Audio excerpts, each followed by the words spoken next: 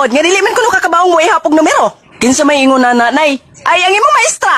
Lagi nay, sus Ginoo ko ni May Edgardo. Liwat sud kasi mong amahan. Unsa goy liwat nay? Maayo pa manggod kong tatay. Kay mas kaya man akong maihapog 1 to 8 kaysa niya nga duha ray kaya. Ngano na kaingon gud ka anak? Di ba day ko makaingon nay? Nga nakadungog man kong tatay kaganina. Miingon pa manggani siya sa iyang babaeng katawag. Nga pasensya na jud ka lang ga ha. Duha ra jud ka raon akong makaya. Ay! Walay panting mahubo sa lalaking kusog muhangyo. Bisag di na magay mo hangyo, kusog na magay mo muhubo, basig maigo ka rin kung baliko, basig iyong kag meow meow meow meow. Ayaw!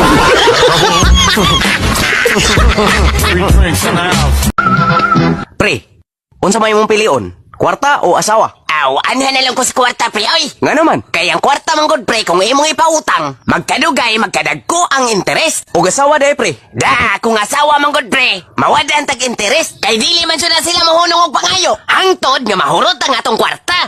Ayaw!